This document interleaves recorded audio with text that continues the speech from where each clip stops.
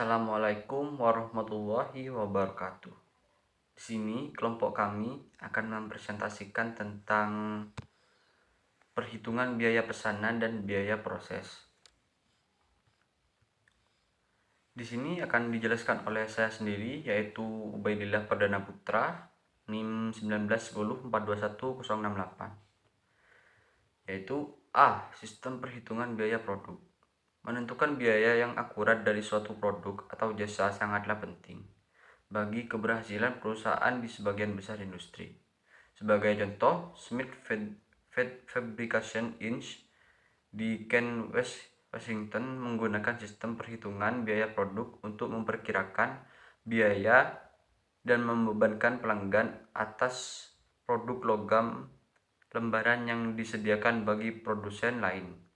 Dalam industri produk penerbangan komputer, telekomunikasi, dan keseharian, metode perhitungan produk biaya produk yang digunakan memberikan nilai kompetitif, yaitu melalui penyediaan informasi biaya akurat dalam bentuk yang mudah dimengerti oleh pelanggan.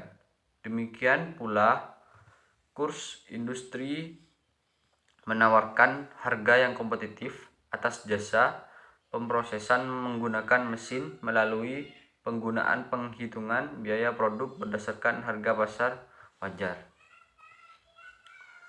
Apa yang disadari oleh perusahaan-perusahaan ini dan perusahaan-perusahaan lainnya adalah metode perhitungan biaya yang sederhana, namun akurat memiliki peran yang sangat penting dalam keberhasilan kompetitif mereka.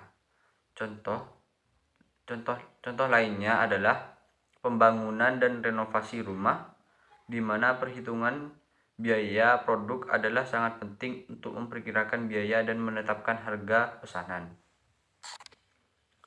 Smith Fabrication, kurs industri, dan banyak pembangunan rumah lainnya menggunakan perhitungan biaya produk yang disebut dengan sistem perhitungan biaya yang berdasarkan pesanan atau job costing system. Perhitungan biaya berdasarkan pesanan adalah salah satu dari beragam sistem perhitungan biaya yang dapat digunakan perusahaan. Sistem pesanan khususnya cocok untuk perusahaan yang memproduksi produk berdasarkan pesanan atau made-to-order produk, seperti pemrosesan menggunakan mesin atau machining, pengerjaan logam rumah, pembuatan produk atau jasa berdasarkan pesanan spesifik pelanggan. Hal ini berbeda dengan perusahaan yang memproduksi barang dalam jumlah besar untuk dijual kepada pedagang grosir dan retail.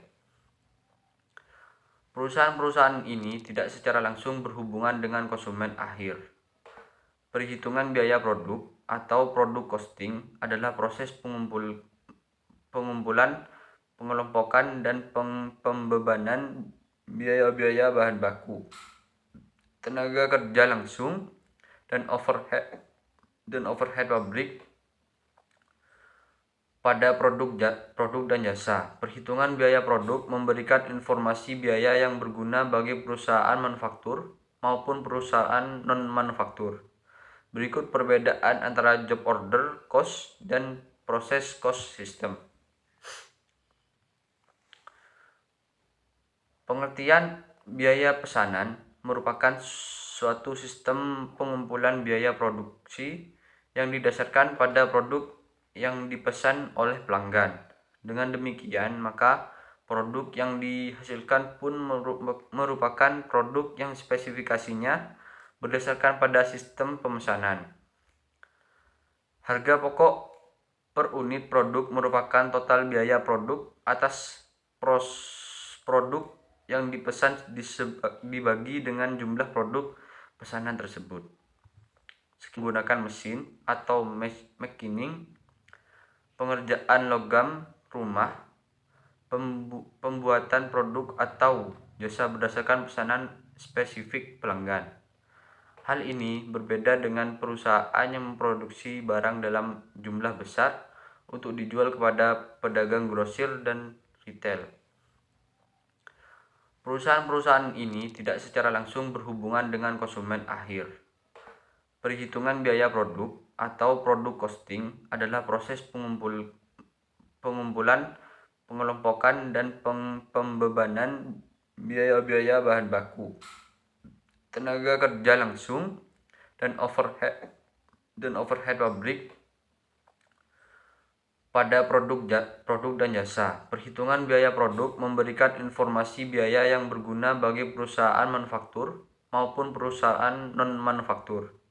Berikut perbedaan antara job order cost dan proses cost system. Pengertian biaya pesanan merupakan suatu sistem pengumpulan biaya produksi yang didasarkan pada produk yang dipesan oleh pelanggan. Dengan demikian, maka produk yang dihasilkan pun merupakan produk yang spesifikasinya berdasarkan pada sistem pemesanan. Harga pokok per unit produk merupakan total biaya produk atas produk yang dipesan dibagi dengan jumlah produk pesanan tersebut. Assalamualaikum warahmatullahi wabarakatuh. Nama saya Nurda Iyasana, NIM 69. Di sini saya akan menjelaskan tentang sekilas sistem pesanan. Karakteristik perusahaan yang berbasis pesanan. Pada perusahaan-perusahaan yang menggunakan basis harga pokok pesanan, perhitungan biaya-biaya yang timbul dapat didasarkan pada biaya-biaya yang timbul selama proses produksi, ataupun biaya yang ditentukan di muka. Ciri utama perusahaan yang menggunakan sistem ini adalah yang pertama, proses produksi yang tidak kontinu. Oleh karena itu, belum tentu pesanan suatu produk diperoleh secara terus-menerus dengan spesifikasi yang sama. Yang kedua, produk yang dihasilkan disesuaikan dengan spesifikasi produk yang dipesan oleh langganan. Yang ketiga, proses produksi semata-mata ditujukan pada pemenuhan pesanan pelanggan, bukan untuk pemenuhan persediaan. Assalamualaikum warahmatullahi wabarakatuh. Saya Zulfa Furaida, NIM 066. Di sini saya akan menjelaskan tentang perhitungan harga pokok pesanan. Untuk menentukan besarnya harga pokok pesanan, biasanya perusahaan itu melakukan beberapa hal, yaitu ada 3. Yang pertama, memproduksi produk dengan beragam jenis, kemudian menghitung biaya berdasarkan jenis tersebut. Dan yang kedua, menghitung biaya produksi. Dalam hal ini, maka biaya-biaya yang timbul lebih relevan digolongkan atas dasar hubungannya dengan produk. Dengan konsep biaya ini, maka biaya dapat dikelompokkan atas 2 kelompok besar, yaitu ada 2. Yang pertama yakni biaya produksi langsung, dan yang kedua yaitu biaya produksi tidak langsung.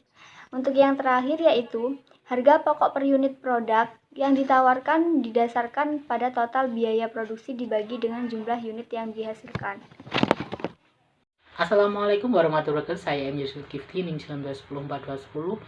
1910421067. Di sini saya menjelaskan tentang 2.5 pengertian manajemen berbasis aktivitas atau activity based management. Manajemen berbasis aktivitas adalah pendekatan pengolahan terpadu dan bersistem terhadap aktivitas dengan tujuan untuk meningkatkan customer value dan laba yang dicapai dengan penyediaan value tersebut. Dari definisi ini terdapat 2 frasa penting, yaitu A. Berfokus ke pengolahan secara terpadu dan bersistem terhadap aktivitas, yaitu serangkaian kegiatan yang membentuk sesuatu proses untuk pembuatan produk dan penyerahan jasa.